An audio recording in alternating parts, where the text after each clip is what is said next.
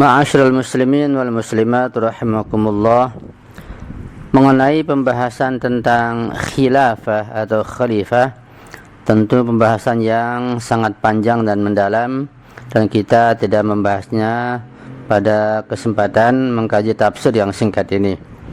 Tapi jika ada pertanyaan tentang khilafah atau khalifah, insyaallah kami akan menjawabnya sesuai dengan kemampuan dan sesuai dengan kondisi yang kita berada pada grup ini. Berikutnya adalah ayat yang ke-31. Allah berfirman, وَعَلَّمَ آدَمَ الْأَسْمَاءَ كُلَّهَا ثُمَّ عَرَضَهُمْ عَلَى الْمَلَائِكَةِ فَقَالَ أَنْبِئُونِي بِأَسْمَاءِ هَؤُلَاءِ إِنْ كُنْتُمْ صَادِقِينَ. Kemudian Allah mengajarkan kepada Adam tentang asma-asma seluruhannya.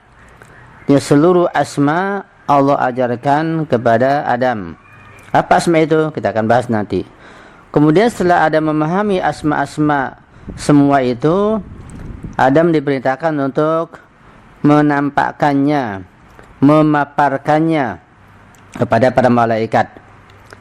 Kemudian Allah berfirman, Ambi'uni bi asma'i ahwala. Kabarkanlah, beritakanlah kepadaku tentang asma-asma mereka itu semuanya.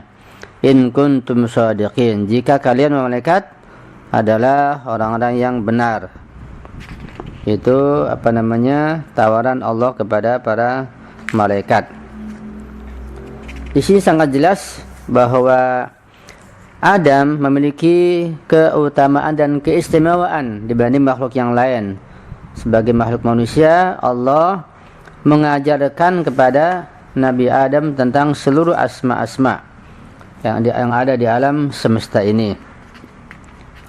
Tentu saja ketika Allah yang mengajarkannya langsung, maka itu menjadi keutamaan yang luar biasa.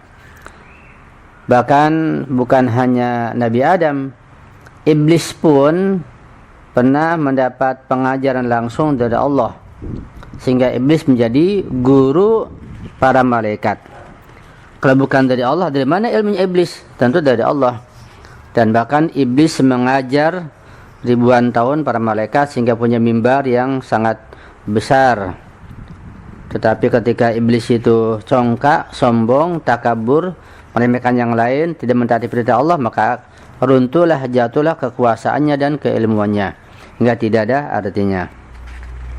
Jadi iblis yang ilmunya dari Allah menjadi runtuh dan tidak berguna lagi, karena sedikit saja tidak mentaati, ya sedikit saja membangkang, menolak, maka akan runtuh bangunan pengetahuan, runtuh bangunan amal ibadah dan semua kebaikan yang telah dia kerjakan. Ini pelajaran buat kita. Adalah ketika datang perintah dari manapun datangnya, kita teliti dulu, kita perhatikan dulu.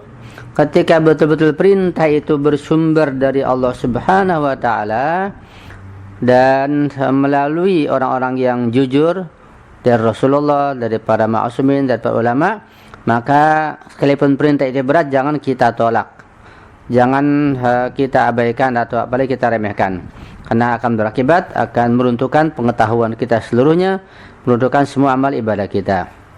Ya, jadi kebenaran hak yang datang dari Allah, ketika yakin dari Allah harus kita terima.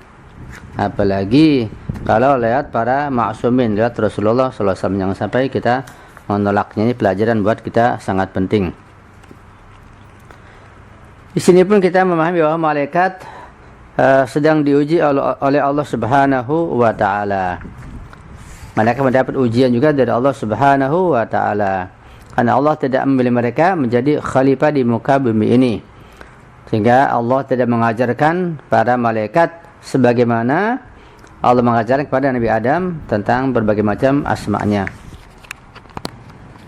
Al-Imam Ja'far As-Shadiq alaihissalam dalam sebuah riwayat menjelaskan dan mengatakan bahwa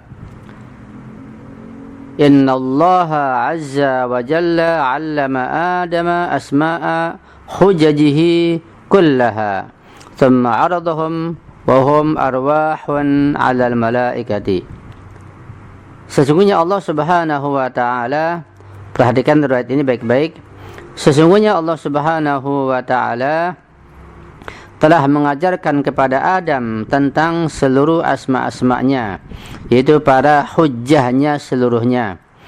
Kemudian Adam menampakkan atau mempertanyakan kepada para malaikat, menampakkan yang mereka itu adalah, itu asma itu berupa ruh-ruh, berupa arwah, ditampakkan pada para malaikat, ya, diperlihatkan begitu. Kemudian Allah mengatakan, ambi'uni bi asma'i haula, kabarkanlah kepadaku tentang nama-nama mereka itu seluruhnya. In kuntum shadiqin, jika kalian malaikat orang-orang yang benar. Bi annakum ahaqqu bil khilafati fil ardi, jika kalian memang lebih berhak untuk menjadi khilafah, menjadi khalifah di muka bumi ini. Litasbihukum wa taqdisukum min Adam, karena berkat tasbih kalian dan pensucian kalian kepadaku dibanding Adam alaihissalam. Faqalu, malaikat menjawab, subhanaka la ilma lana illa ma 'allamtana. Maha suci Engkau ya Allah, kami tidak memiliki ilmu apa-apa, kami tidak tahu tentang asma tersebut, melainkan ilmu yang kami miliki hanyalah apa yang Engkau telah ajarkan kepada kami. Innaka antal alimul hakim, yang Engkau maha mengetahui lagi maha bijaksana. Qala Allah tabaraka wa ta'ala, Allah berfirman, ya Adam, wahai Adam, ambihum bi asma'ihim, kabarkan pada mereka tentang nama-nama mereka itu seluruhnya. Falamma ambahum bi asma'ihim waqafu ala 'azimi manzilatihim 'indallahi 'azza dzikruhu fa'alimu annahum haqqu bi an yakunu khulafa Allah fi ardihi wa hujajihi ala bariyatih. Dan ketika Nabi Adam alaihissalam menampakkan dan menyebutkan nama-nama mereka itu para hujjah Allah itu, waqafu ala 'azimi manzilatihim, para malaikat itu berdiri ya menghormati karena keagungan ruh-ruh tersebut, yaitu para hujjahnya. Thumma ghayyabahum an absarihim, kemudian Allah menghilangkan dan menggaibkan mereka dari pandangan malaikat tersebut. Wasta'badahum bi wilayatihim wa mahabbatihim, dan menuntut mereka untuk berwilayah kepada mereka dan mencintai mereka. Wa qala lahum, kemudian Allah berkata kepada malaikat, alam aqul lakum, bukankah sudah aku katakan kepada kalian, inni a'lamu ma la ghaiba samawati wal ardh, aku yang mengetahui hal-hal yang gaib di langit dan di bumi. Wa a'lamu ma tubduna wa ma kuntum taktumun, dan aku mengetahui apa yang kalian tampakkan dan apa yang kalian sembunyikan. Artinya setelah Allah dan lewat Nabi Adam menampakkan pada khalifahnya dan pada hujahnya yang sangat agung dan mulia itu, yang masih berupa ruh-ruh, arwah-arwah, maka malaikat tunduk, malaikat merunduk, malaikat mengagungkan, menghormati mereka. Dan mereka itu malaikat sadar bahwa ternyata ini manusia yang sangat agung, sangat luar biasa. Mereka berhak menjadi khalifah di muka bumi ini.